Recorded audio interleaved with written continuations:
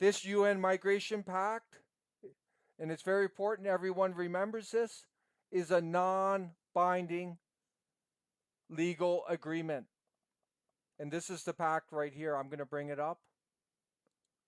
This is the pact, and it's a 34-page document. And Canada agreed to this document in January of 2018. And shortly later this month, we're very confident that they will be signing on to this UN Migration Pact. If Trudeau does not sign on to this, it would be a admit of complete failure of his policies. So we believe 99.99% sure that Trudeau will sign Canada onto this pact. But rest assured, this is a non-legal binding pact. That means it is a voluntary agreement. That's a good thing. And we can easily get out of it.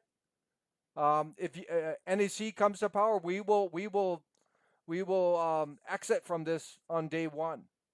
No issues asked. But I don't want people to worry too much about this, because this globalist agenda is going to go on regardless of the UN Migration Pact.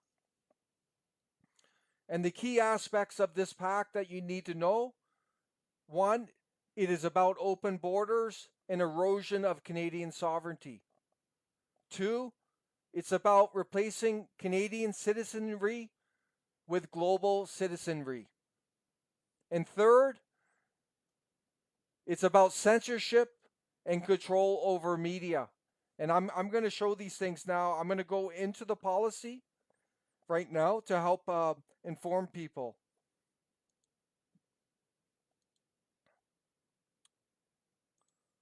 So this is at the beginning of it. It talks about national sovereignty. And I'm going to read this quote. It says, "The Global Compact, which is the UN Migration Pact, refers to the sovereign right of states to determine their national migration policy, their prerogative to govern migration within their jurisdiction in conformity with international law." That's fine. But then it says, within their sovereign jurisdictions, states may distinguish between regular and irregular migration status, which Canada is already doing, including as they determine their legislative and policy measures for the implementation of the Global Pact. So that's the key point here in this statement. It's kind of a double speak right here.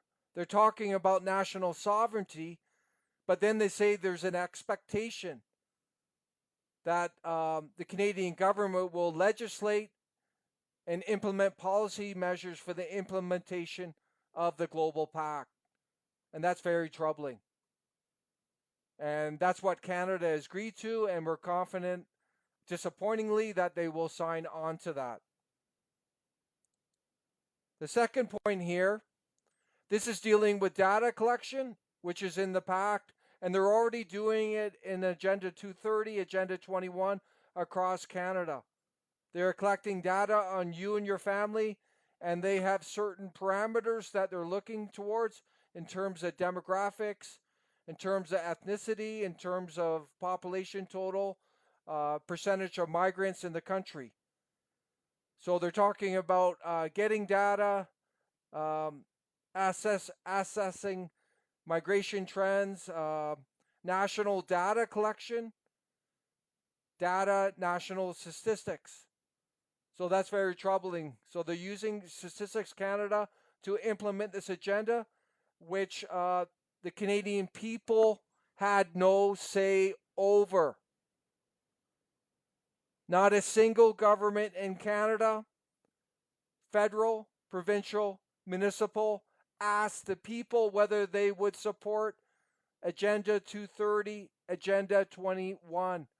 This is all top down, and this is all about the global world order. They do not care what you think. They are controlling you, and now they're using Statistics Canada to collect data on you. It's very troubling. This third point here,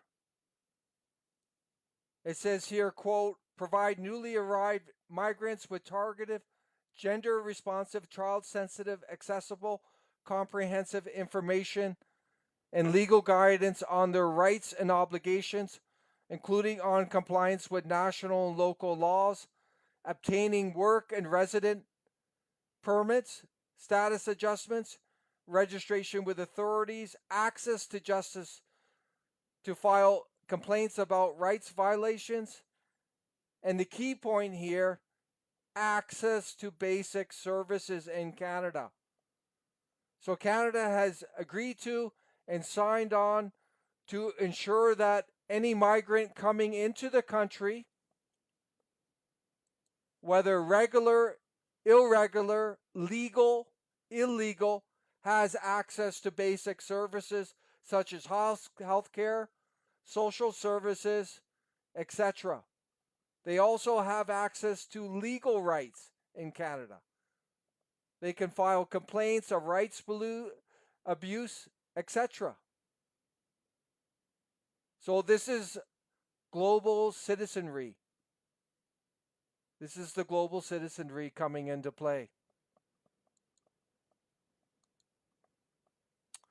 And this part of the compact goes into it further.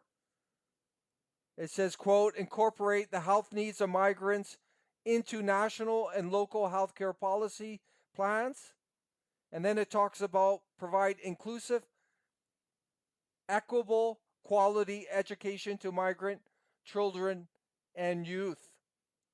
So it's not only talking about accessing our health care for these so-called irregular migrants, regular migrants, but access to our educational systems. Unbelievable. So this is what is called a global citizen, and this is what they're pushing on Canadian people. And we argue that the government should be focused on our people, our country, our citizens first, and most importantly first. But what they're doing is creating the global citizen. Unbelievable. Okay, this aspect of the compact, it says promote mutual respect for the cultures, traditions, and customs of communities of destination and of migrants by exchanging and implementing best practices on integration policy, programs, and activities. And then it goes on to say here, this is the key point, support multicultural activities through sports, music, arts, culinary festivals, volunteering, and other social events that will facilitate mutual understanding and appreciation of migrant cultures and those of destination communities.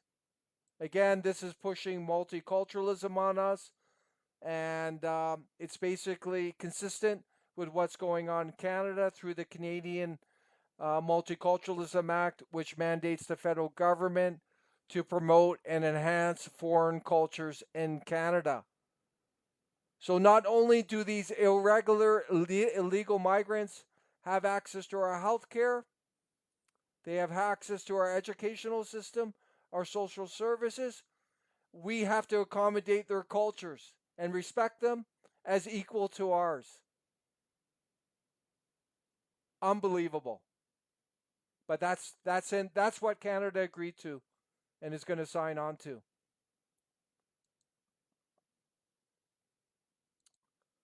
This aspect of the act, it talks, this is very troubling here.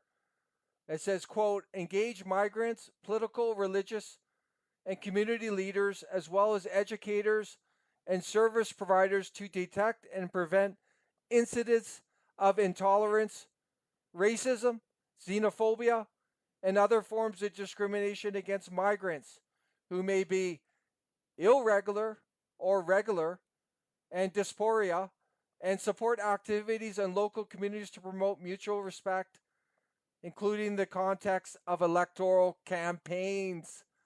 Oh my God. Electoral campaigns. They want to censor electoral campaigns now.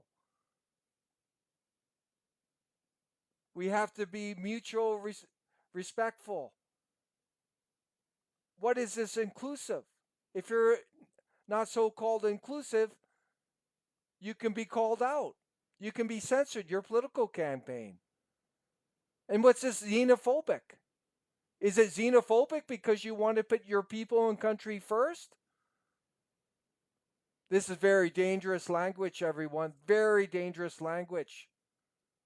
It's talking about censoring political candidates, political parties in electoral campaigns. Unbelievable.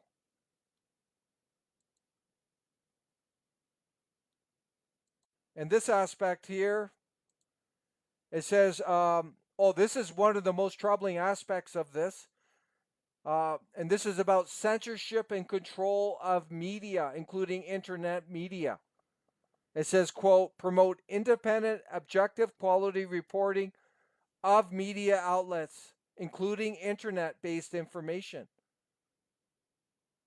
including by sensitizing and educating media professionals on migration-related issue and terminology.